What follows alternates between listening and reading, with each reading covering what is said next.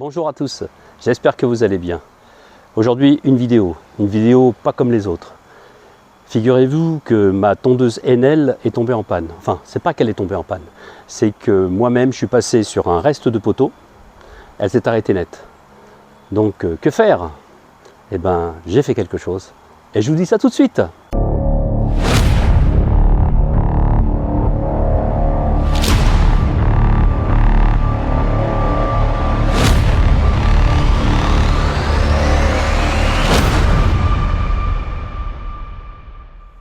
Alors qu'est-ce que j'ai fait? J'ai récupéré le moteur de mon ancienne tondeuse qui était dans mon garage, dans une boîte, puisque la carcasse était complètement détruite. Et je me suis dit, pourquoi pas adapter ce moteur sur la carcasse de la tondeuse Enel. Donc j'ai démonté le moteur. J'ai démonté le moteur et je l'ai remplacé par l'ancien moteur. Alors l'ancien moteur, il est là. Alors qu'est-ce qui s'est passé? Donc voilà.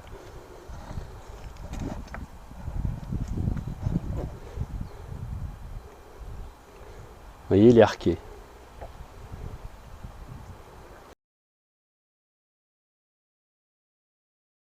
Donc qu'est-ce qui se passe quand on la démarre? C'est que la tondeuse, elle vibre totalement.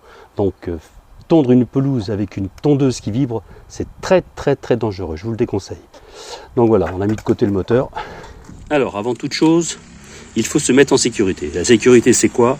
C'est débrancher la bougie. Parce que je vais quand même manipuler la lame. Et si je manipule la lame et puis elle se met à tourner, eh ben c'est pas bon pour mes mains. Ça, c'est une chose.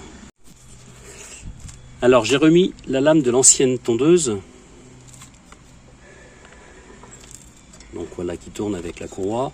J'ai remis quand même le cache.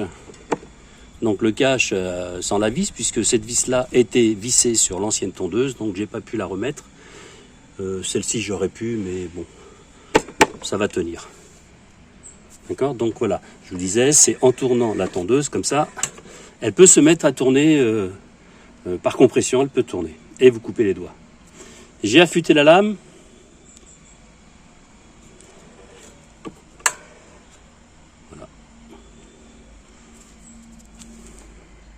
Et là, voilà, le moteur est installé sur la nouvelle carcasse, enfin sur l'ancienne carcasse. Donc j'ai fait quelques modifications. Je vous montre ça. Voilà. J'ai mis un double écrou. J'ai mis une rondelle crantée, aussi bien de ce côté-là que de l'autre côté. J'ai eu de la chance. J'ai eu des trous qui correspondaient. Donc le moteur, il ne bouge pas. Donc de ce côté-là, et de ce côté-là. Donc j'ai gardé le câble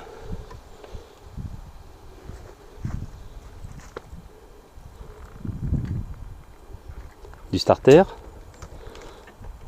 qui fonctionne et j'ai gardé le câble de l'embrayage de l'ancienne tondeuse que j'ai pas démonté,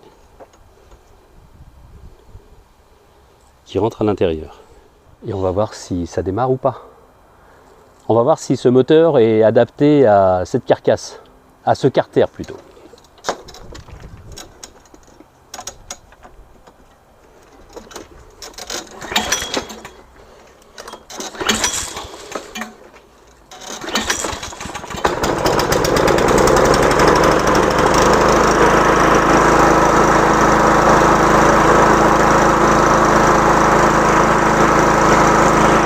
Donc ça démarre. Est-ce que l'embrayage va fonctionner? Ça fonctionne.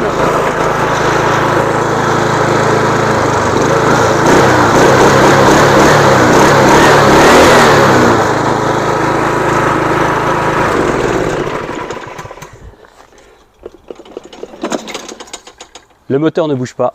Il est bien accroché à ce carter. Je suis content. Voilà, donc si cette vidéo vous a rendu service pour remplacer le moteur de votre tondeuse qui est morte, eh ben, j'en suis ravi. N'hésitez pas à vous abonner, à cliquer sur la petite cloche et mettez un pouce si ça vous a plu. Je vous dis à très bientôt. Ciao, ciao.